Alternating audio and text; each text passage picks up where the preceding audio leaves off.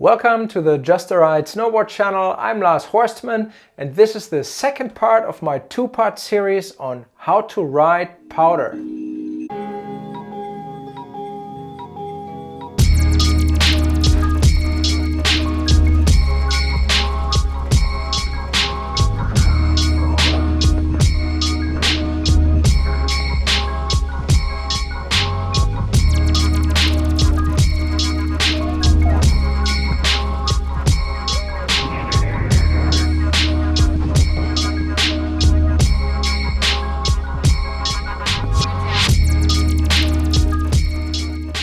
In part one, I'm sharing my own theory which explores the potential reasons for why most people, when they start out riding powder, end up riding on their back foot, complaining about back leg fatigue and about the fact that they can't really steer the board quickly enough, in particular in the trees when things get a little bit tight. I'm offering some solutions in that episode where I'm basically talking about different board binding setups or a different board choice in the first place, which will both help the rider to apply a particular riding technique that will help you to generate some float and also to maneuver the board much quicker. If you haven't seen that episode yet, maybe watch it right now before you continue here. It's going to pop up on a card right here. Anyhow, under that video I quickly saw some people comment that setup and board choice are pretty much irrelevant because all it takes to stay afloat in powder is just ride faster. All you need is speed. I very much agree with that idea in general. However, speed is subject to a couple of factors that we have no control over and that needs to be looked at in order to address them when you encounter them on snow. First, we have terrain. If we have very flat terrain, we're not going to be that fast. If our terrain is full of obstacles like a tight forest, we're not going to be very fast. Very technical freeride terrain that requires a lot of speed control so you don't kill yourself, you're also not going to be very fast. Then we have snow conditions. If the snow is particularly light or particularly deep and your board is sitting quite low in the snow, it's very difficult to maneuver that thing and to get the nose out. And then there's the last one, number 4, that is basically a bit of an elephant in the room. Nobody ever likes to talk about their own ability level, but ability and confidence sometimes go hand in hand. And in this particular case, your level of confidence is a deciding factor. If you've only just started out riding powder and your first initial feedback is, ooh, I'm stuck on my back foot, I can't maneuver this thing very well, I don't feel confident and comfortable to change direction quickly, then your logical consequence is not riding faster.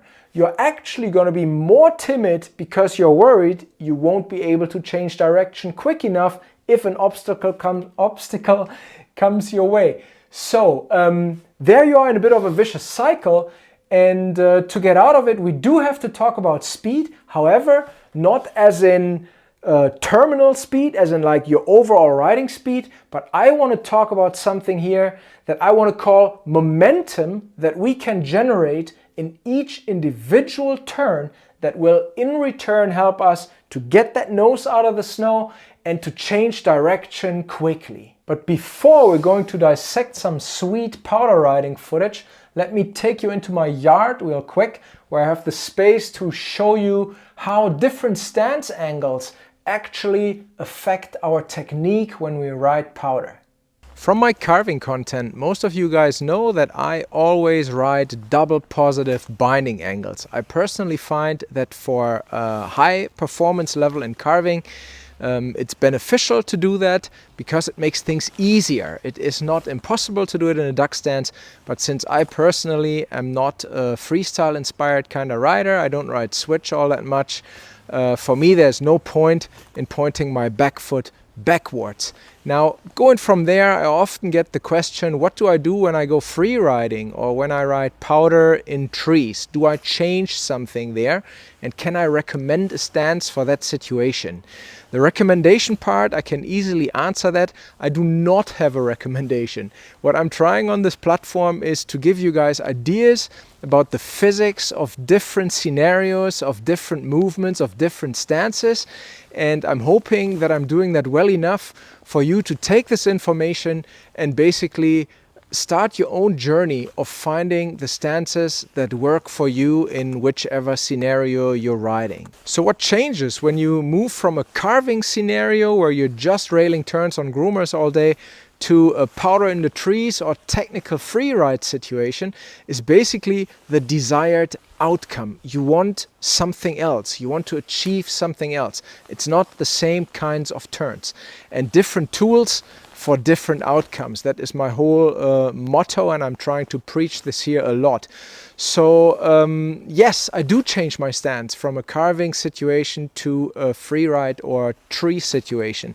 When I'm carving, what I'm utilizing is my hips, and in this very open position, what's best to do is basically use my hips as a pendulum, as in toe turn, heel turn. There's not much more movement required than letting your hips cross the board and leveling your shoulders to the slope. Of course, there's some vertical movement going on through the knees and whatnot, but essentially it's about bringing that hip into the turn and stacking yourself over the edge, creating some grip. Now, and this will produce a large arc, right? We are carving turns. Now, in a powder scenario, technical free riding, I need to be able to pivot my board. I need to be much, much quicker. And this mass up here, my hip, is quite far away from my feet, and it is a slow movement. This pendulum thing is a relatively slow movement. When I'm carving and I have all kinds of G-forces behind me, this can be accelerated and can be very, very dynamic and efficient. However, in the trees, it's not that efficient. What I need to do there is apply foot steering. I need to torsionally twist the board, and the goal is to actually pivot the board, which is literally the opposite of a carved arc. Now, what do we do to pivot the board?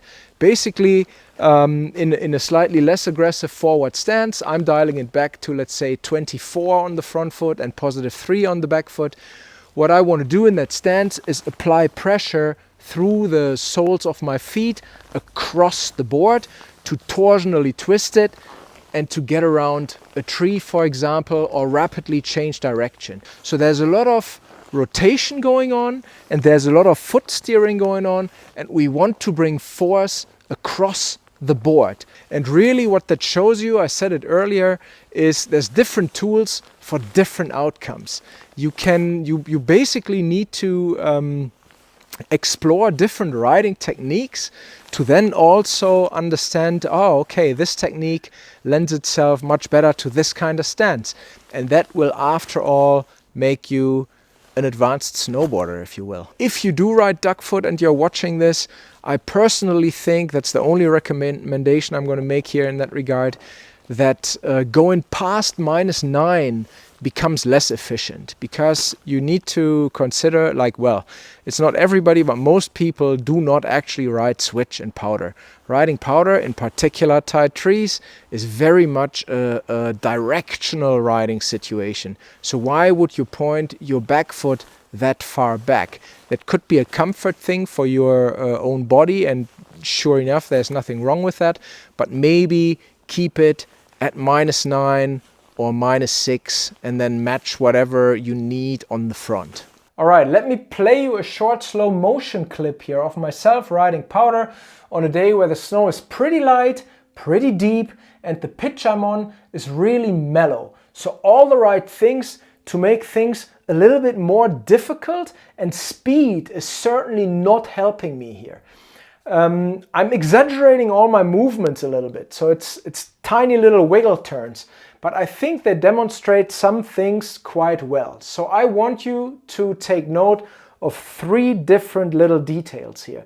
The first one is I'm trying to start every turn on the front foot, and then as I go through the turn, I shift my weight onto the back foot with a back leg extension at the end. So take note of that. Second one, before the board changes direction, this back leg extension actually turns into a fairly abrupt absorption. So I'm releasing the pressure that I put into it by sucking the leg back up. That's the second thing. The third thing I want you to look at is take note of the fact that when the board changes direction, it actually pivots for a short moment around its center, or sometimes maybe even pivots right under my front foot. Take note of those three things, and then we dive into more detail.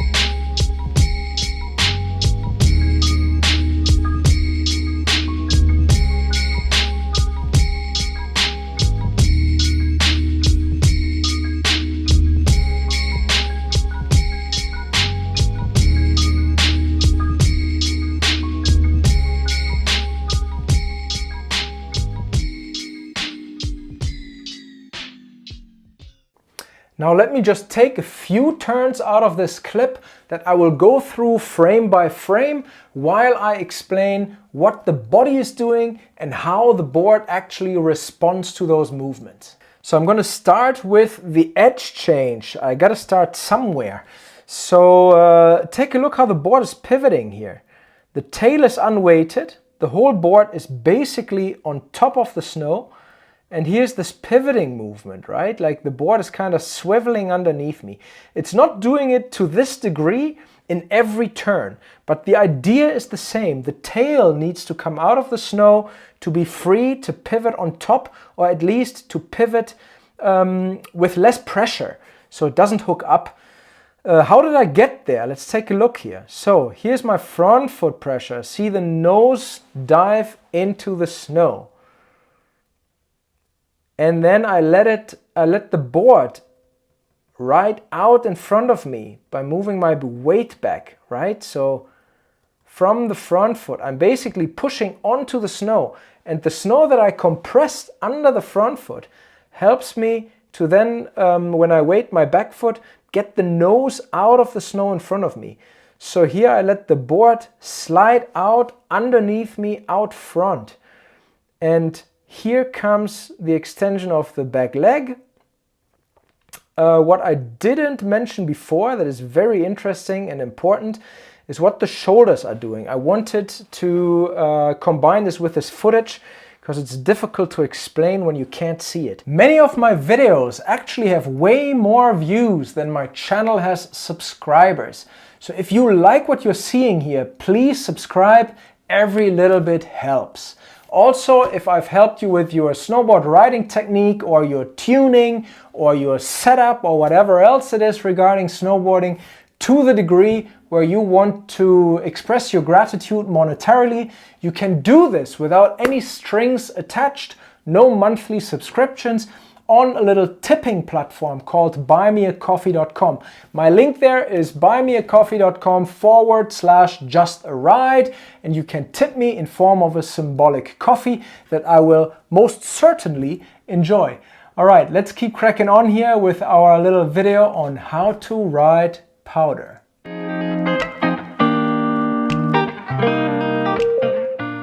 So what happens, the order of events here, why does the board turn?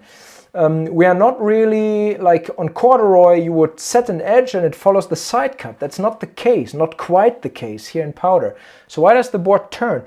I initiate that new direction with rotation of the upper body, and the timing of that is quite important.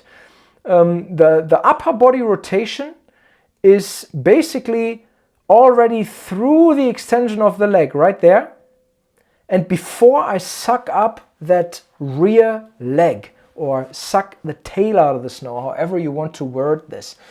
So here is my upper body. Look how I'm opening up for my heel turn, big time anticipating, right? And now as I've extended my rear leg and have rotated my shoulders into the new direction, I suck up the rear leg. Look at the rear leg bend here. There it comes. Boom. That's unweighting my tail, and the board can now follow the pre-rotation of the upper body. Next turn, front foot, leg extension, and take a look what the shoulders are doing. Here comes the leg extension, and here's the shoulder moving into the direction of my toe turn. There it comes, right? I'm crossing the board with my shoulder, and right there is the absorption of the back foot. I'm bending, I'm letting go of the pressure that I just applied throughout the turn, and I'm sucking up that tail. Boom. There's a rebound coming from the snow, and you will experience that different snow conditions produce different rebound. So it's quite nice when powder is a little bit denser and you can actually push off of it rather than this super, super light, airy stuff. So there you go, right? Like here's the extension. My shoulder already moved across the board into the new direction. And here comes the rear leg absorption. And therewith, the combination of all makes my board turn into the new direction. Front foot again. Watch a couple more turns. Here's this porpoising, is that how you call it? This dolphin turns kind of thing, right? Like front foot, back foot, front foot, back foot. You always want to push, there you go, big time. You want to push through the turn. Look how it dives in the front, but then I let it right out in front of me, bam. Now I'm on the back foot and I'm straightening that back foot till here. The shoulder is already open into the direction of the heel turn. Now I can suck up that leg. There you go. And you can see here quite nicely how the board or my lower body follows the pre-rotation of the upper body. Right? Like underneath me, it goes from this direction to this direction. Nose is changing trajectory following the pre-rotation of my upper body. Front foot, push through the turn of the back foot, get that nose back out of the snow, anticipation of the new turn. There you go. And here a couple more of those dolphin turns before I show you two last turns here that show all of this really, really well, because I've gained a little bit more speed at this point. Let's take a look what's going on here. Couple more dolphin turns, front foot, back foot, plus the rotation. Let those legs work. And here come the last turns that show this really well. So there we go, front foot. I'm really driving through this one, right? Go back. So check out the extension of my rear leg. I'm really bringing my weight over the tail through leg extension. Rear leg is pushing, pushing, pushing. And basically the shoulders are already taken their path into the new turn, moving across the board right there, right? Like I'm coming forward even from the hips. And there I suck up that knee. You can hardly see it in the dust cloud. But boom, the knee sucking up the back leg follows the shoulder. Okay? First of all, you want to create that pressure under the foot through extension through the entire turn. And then you let go of it rapidly. Front foot, again, driving through that turn. Boom, letting the board come out in front of me. Back foot, extension is already there. And I am rotating my shoulders into the new direction. That was a bit of a jump. Front foot, back foot. And there again, sucking up that knee. See this? This is important. Get the tail out of the snow after you've built all that pressure. You're basically loading your own turn, and then you rapidly let go and suck it up. And there you go. Boom. This one here, very nice. Toe turn. You can see how I'm basically, so I'm closing my shoulder to, I'm moving my front shoulder into the direction of the turn here, right? I'm not open. My chest is not open to the nose of the board. But here's an interesting thing to observe. I'm basically already, while the board is still in the toe turn, I am already opening up again. See this here? So I'm already clearly anticipating my heel turn. And that makes this direction change extremely quick. That brings me to the topic of counter rotation or upper-lower body separation. And I'll be mentioning this here in a second. So there you go. I'm already looking into the new direction.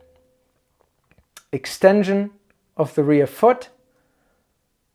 The nose comes out of the snow. Now I'm sucking up that leg. See there? And that's the pivoting I'm talking about. Right there. That's it. It's much easier to see here than in the very small wiggle turns at the top. But this is the key right here.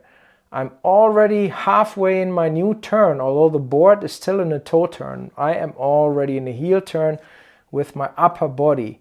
And that is what makes the board follow. Boom, there we go, back onto the front foot. So that's the dynamics of riding powder and turning a board through pivoting motion right underneath you. Another useful skill to have is the ability to separate upper and lower body. Some people may want to refer to that as counter rotation. I don't think that's necessarily the best term, because counter rotation is what beginners often do to initiate a turn, and that's technically bad technique. So what I mean here is simply the separation of upper and lower body throughout a turn, and that is a technique that is particularly helpful on your toe side when you find yourself in a narrow chute where you have to keep turning but you're basically riding fall line, or maybe in a very narrow corridor in the trees that still has obstacles, so you do have to keep turning but you're basically moving fall line. Let's take a look what I actually mean with that. This is just a really short clip. It's just about the first 3 turns here. I'm going fall line down this little face along the trees, because that's where the snow was nicest and that's where I wanted to go. Take a look at this here real quick. And what do you notice there? So I'm going to go back. Basically what I'm doing here is I keep my head and my chest facing down the fall line while I'm pivoting my board underneath me, basically 180 degrees from heel edge here to toe edge. Boom, counter rotation, right? Big time. I'm kicking out my my back foot with like the tail of the board here, so I never lose sight of the fall line. Boom, here. Normally this is not a heel turn position, right?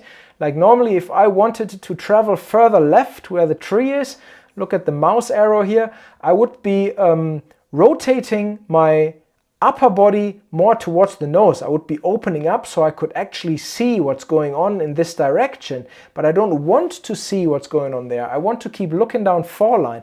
And this technique is insanely important in technical freeride terrain. When you're in some sort of a chute and maybe you're even over exposure and it's kind of no fall zone, you're not gonna, in this toe turn here, I'm not gonna take my eyes off the fall line, right? So I'm not gonna just complete a turn and basically rotate my, my chest and my torso towards the hill. I would simply not see what's behind me and what's lurking. So that's a very important technique that you also want to apply when you're riding tight trees and you're in some sort of a corridor, just going around trees.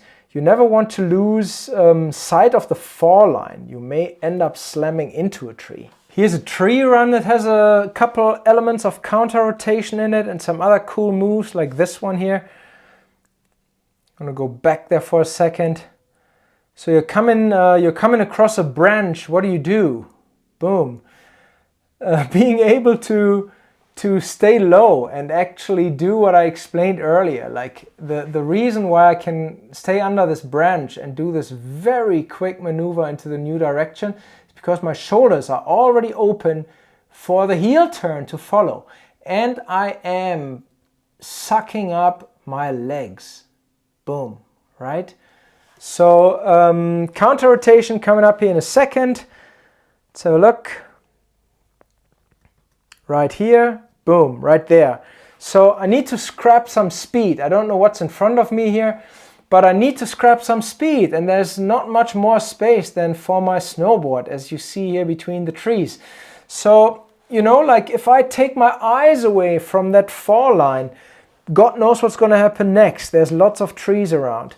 So basically, I'm just applying this toe turn here and remain open to the fall line so I can quickly react to initiate the next turn.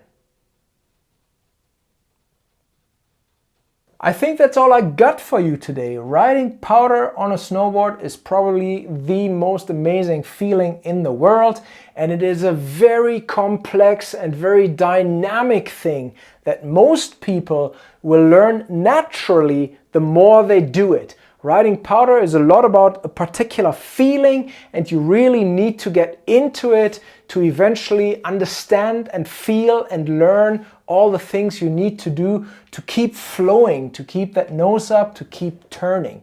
I'm gonna leave you here with some powder riding footage that I recorded in Fernie. It's kind of cool. There's a tree line here that is about 35 to 40 degrees steep at the very top. It's really tight in there, and to navigate through spaces like that, and that is mostly where you find the last untracked POW after the big dumps, when the crowds have tracked out the whole resort. To navigate through those spaces requires a lot of movement. It's just not a static thing, and the only way to get there is by doing it. And I hope that my little video here today will help you accelerate this progression, and you can take something away that'll help you find your own line through the trees. Take care, everyone. Happy turns. Bye-bye.